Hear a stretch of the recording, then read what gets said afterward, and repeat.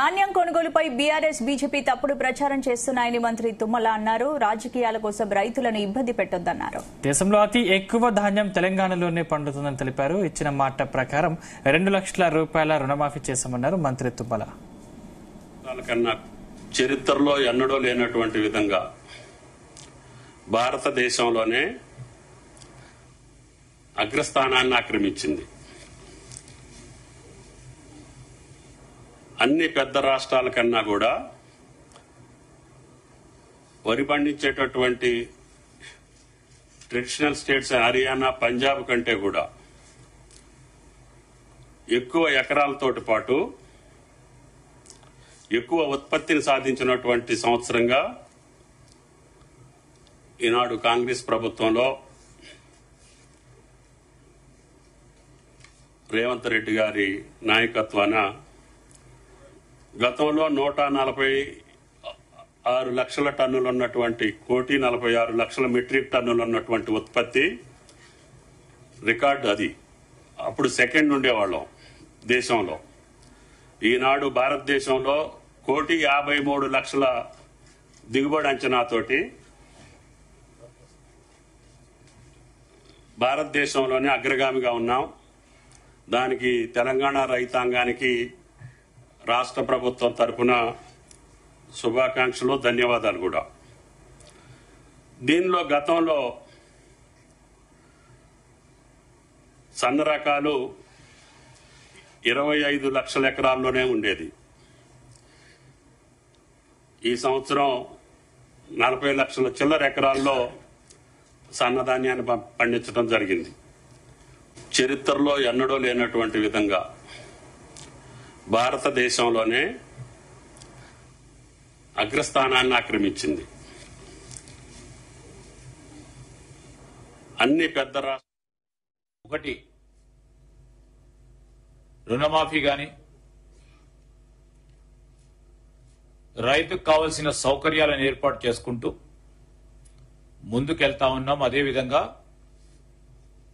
మీరేం చింత పడనక్కర్లేదు, ముసలి కన్నీరు కార్చనక్కర్లేదు హరీష్ రావు గారు. మేమేదైతే మాట చెప్పామో 500 రూపాయలు బోనస్ విషయంలో ఖచ్చితంగా కూడా సన్న రకాలు పండించిన రైతు సోదరుడికి బోనస్ ఖచ్చితంగా ఇవ్వటం జరుగుతుంది. ఇప్పుడే లెక్కల ద్వారా పెద్దలు చెప్పినట్టు ఇప్పటి వరకు ఎంతవరకు మేము రైతు సోదరులకు డబ్బులు ఇవ్వటం జరిగింది. అదే గత సంవత్సరానికి పోల్చి చూసిన తరుణంలో ప్రధానంగా చెప్తా ఉన్నాం, ఈ వానాకాలం పంటకి